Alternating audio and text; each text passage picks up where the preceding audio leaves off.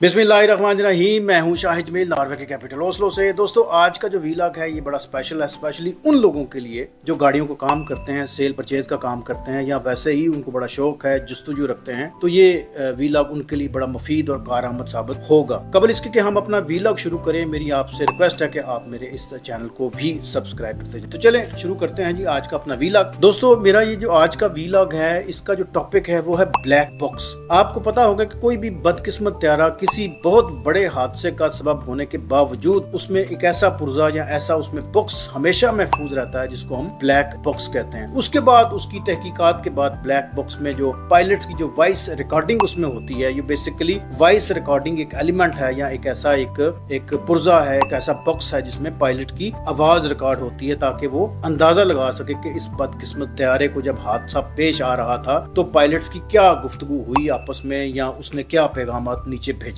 तो उसकी रूह से बड़े जहाजों को फ्यूचर में बचाया गया कि जिनकी तहकीकात हमेशा बड़ी मौसर साबित हुई। इसका बेसिकली जो आगाज हुआ था वो हुआ था जी फ्रांस से 1939 में। 1939 में पेरिस में, फ्रांस में इसको पहली दफा इंट्रोड्यूस कराया गया। तो एक्सपेरिमेंटली बहुत सारे इसको जहाजों में लॉन्च किया गया, उसमें नस्ब किया गया और वहां से फिर डाटा कलेक्ट किया गया और उसकी आगे फिर बहुत सारी फिर शक्लें हमने देखी। दूसरी जंग अज़ीम में इसको बड़ा इस्तेमाल किया और इसकी थोड़ी सी मॉडर्न जो इसकी शक्ल बनी वो फिनलैंड ने इसमें बड़ा काम किया। 1942 में फिनलैंड में इस पे बड़ा काम हुआ। और मैं आपको एक और भी बड़ी बात बताता चलूं कि इसमें पाकिस्तान का भी नाम है, लेकिन वो किसी और अंदाज से नाम है जी।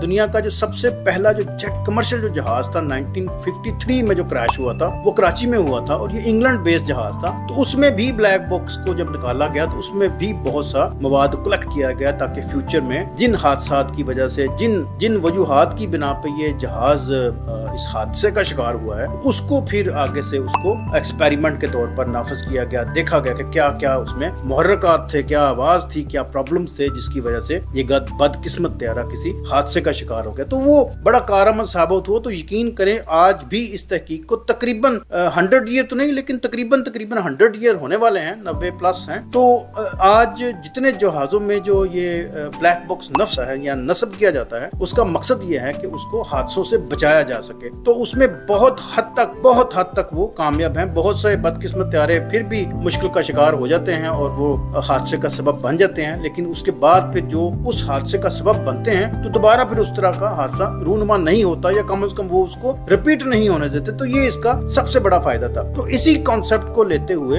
अब यूरोपियन यूनियन ने एक यहाँ पर एक कानून पास किया है। खैर ये काफी अरसे से इसकी बात गई थी, लेकिन अब ये इसको नाफज किया जाएगा। इतलाक जो होगा वो होगा जी 7 जुलाई 2024 से ये इतलाक होगा कि यूरोप में जितनी गाड़ियां अब परचेज की जाएंगी उसमें ये ब्लैक बॉक्स या ब्लैक बॉक्स की तरह का चिप इसमें नाफज की जाएगी, ताकि वो ड्राइवर की स्पीड को देख सकें, उसके टर्न करने के टाइमिंग को देख सकें, उसकी ब्रेक का अंदाजा लगा सकें, या दूसरी जो दीगर मालूमात हैं वो उसको वो महफूज कर सके। मेरी नजर में तो ये बड़ा अच्छा एक खुशाइंद काम है, क्योंकि बहुत सारे ऐसे हादसे रूनुमा हो जाते हैं जिसको ट्रेस ही नहीं किया जा सकता, जिसको फाइंड आउट ही नहीं किया जा सकता कि व्हाट हैपेंड एक्चुअली, कि ड्राइवर किस मुश्किल का शिकार था, क्या हुआ, उसकी अपनी गलती थी, दूसरे की गलती थी, या वैसे ही हादसातन इस तरह का माहौल बन गया कि गाड़ी उसकी क्रैश होगी। तो अब ये इस तरह के मामला अगर जब होंगे, वो ब्लैक बॉक्स बिल्कुल जहाजों की तरह यहाँ गाड़ियों में भी फिट किया जाएगा और उससे बड़ी मालूमात कलेक्ट की जाएगी। और आफ्टर दैट इसमें जो भी फाइंडिंग्स निकलेंगी उसमें डेफिनेटली हादसों में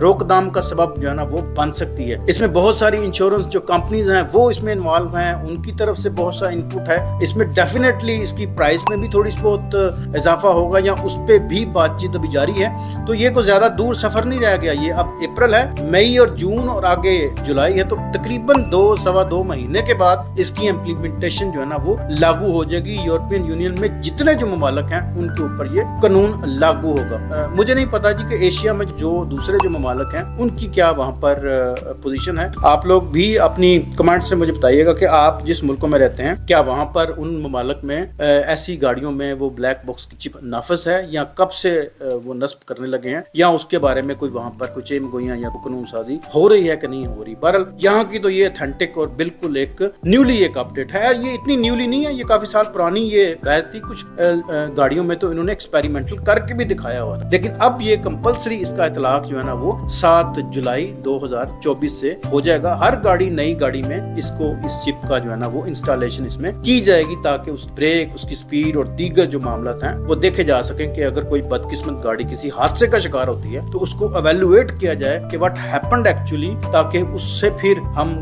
नतीजा अक्स करके दूसरी गाड़ियों को महफूज बना सकें। तो मुझे दीजिए इजाजत। आपको मेरी वीडियो कैसी लगी अपने जरूर कमेंट्स बॉक्स में लिखिएगा, और आप जहां जहां पे रहते हैं क्या वहां पर ये सिस्टम लागू है या नहीं लागू, या आपकी क्या राय है। मुझे इजाजत दीजिए, इंशाल्लाह मिलते हैं किसी और वीडियो में। जज़ाकुमुल्लाह, बहुत शुक्रिया, थैंक यू सो मच।